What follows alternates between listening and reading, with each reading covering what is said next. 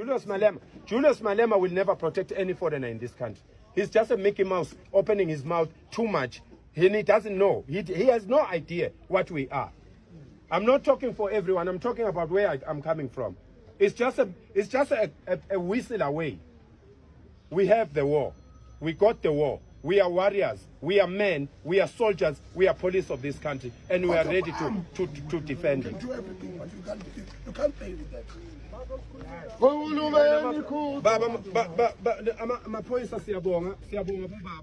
Hartlike goeiemôre kykers en luisteraars, baie welkom weer eens by hierdie uitsending.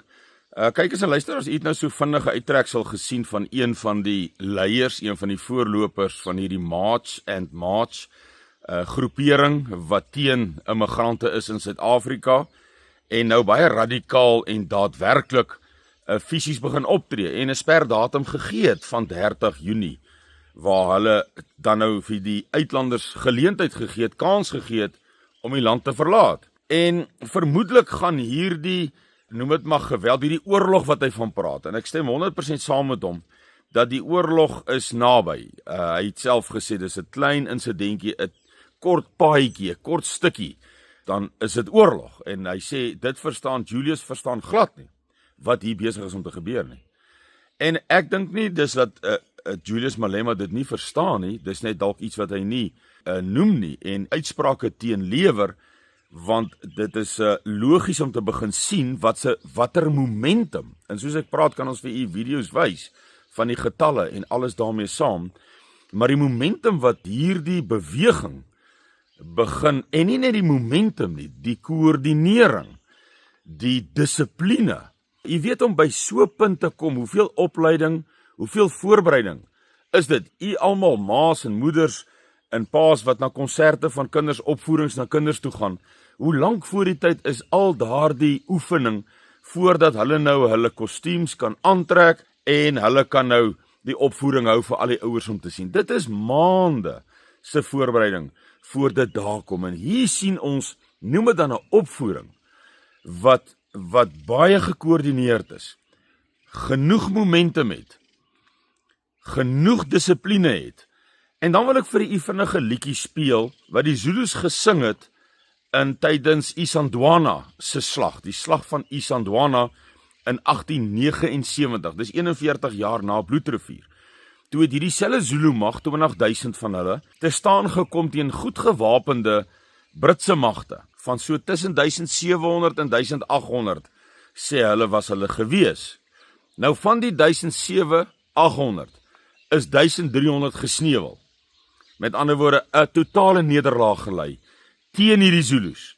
Nou ek gaan vir julle 'n liedjie speel, wat hulle ten tye van daardie oorlog, voor dit, die opsweping, en wat dit behels, gesing het. Ek speel gou vir u die video.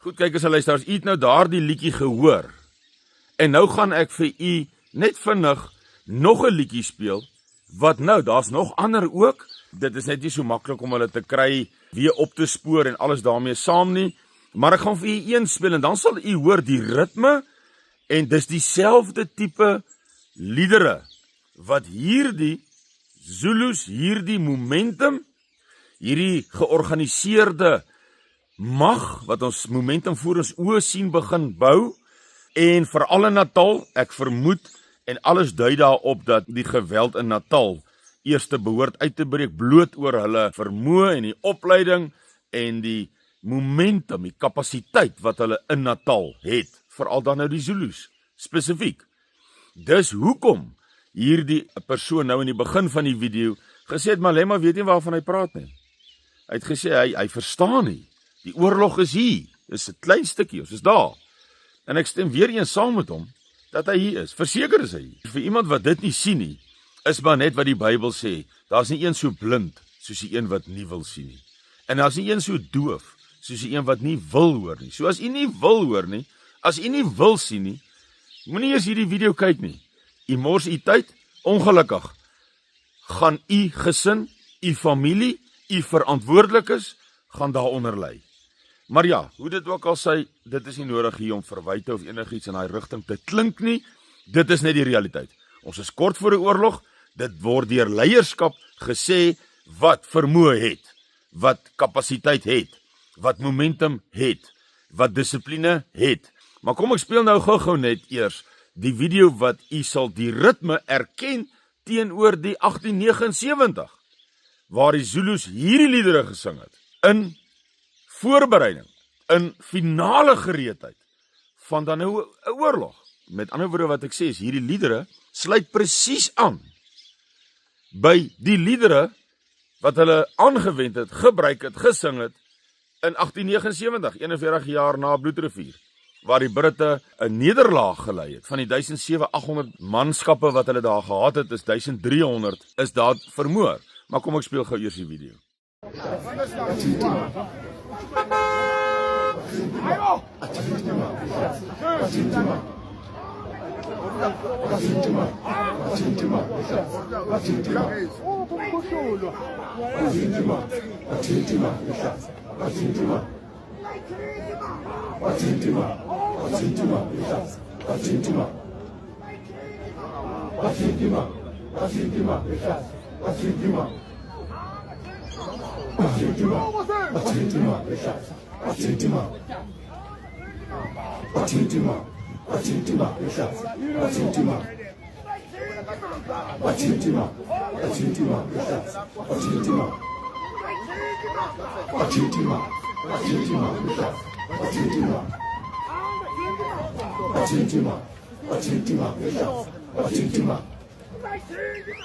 Goed, as jy nou hierdie gesing luister, sal jy die ritme erken, en daar is ander, ek het net nie die video weer gekry nie, wat identies is, as die een wat ons nou geluister het van 1879.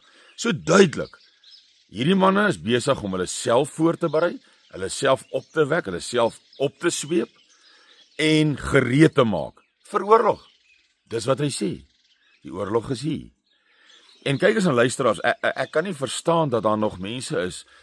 Jy weet, Uganda, wanneer die regering vir sy mense sê, ontruim onmiddellik, met dringendheid, 'n land, in hierdie geval Suid-Afrika. Uganda het gesê, Suid-Afrika se burgers van Uganda, Ugandese, kom uit Suid-Afrika uit. Klaar. Nou, 'n regering sê dit nie, soos ons in Afrikaans sê, om dowe nie te nie. Hy sê dit, want hy het inligting. Hy weet wat op die grond boodskappe hardloop. Hy sien dit, hy ken dit, hy herken dit.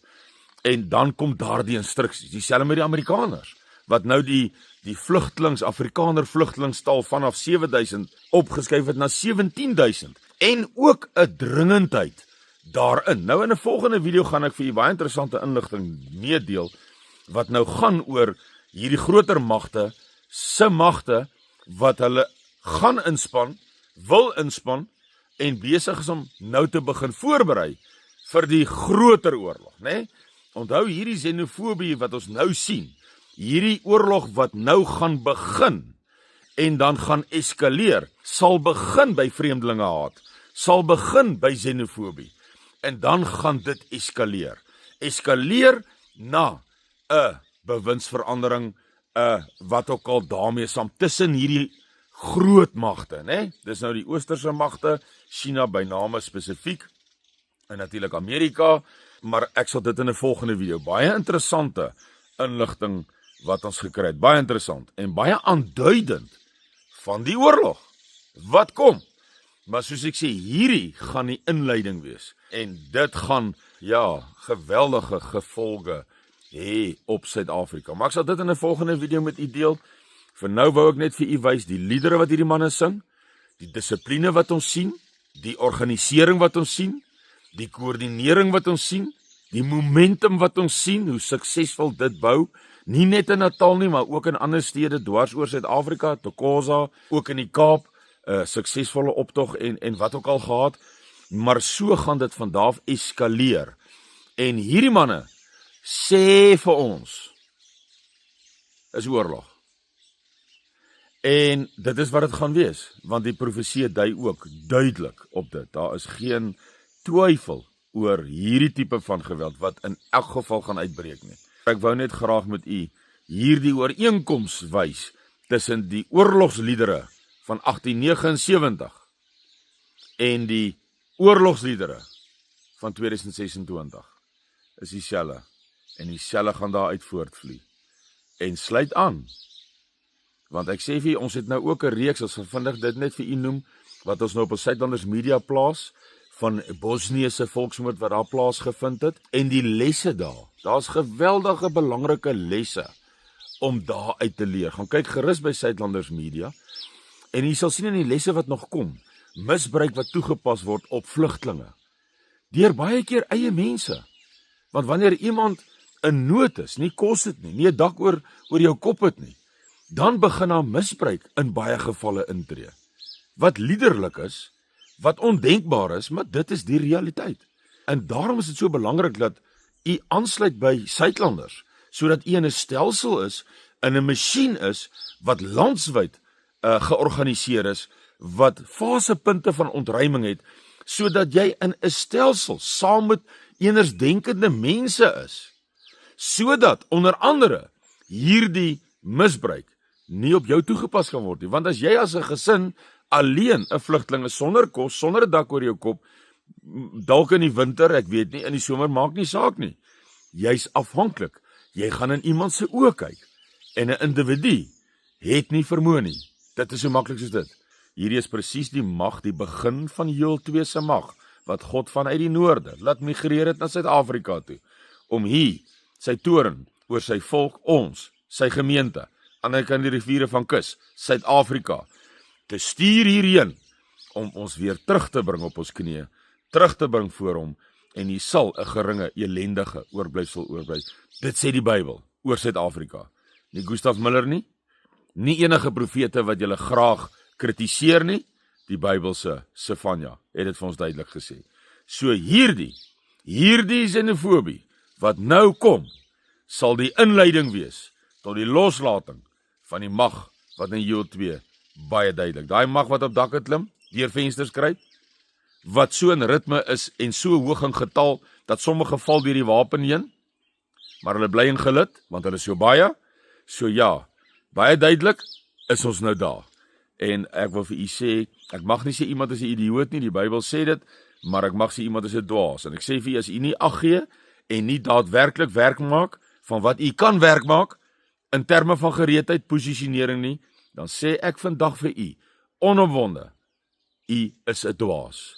En u versaak u verantwoordelikheid teen u naaste, om nie te praat van die gesinslede, u familielede nie, maar u naaste, u volk. En ja, sluit aan, raak deel en kom jou verantwoordelikheid na. U moet 'n pragtige dag en week verder. Ons praat weer. Totsiens.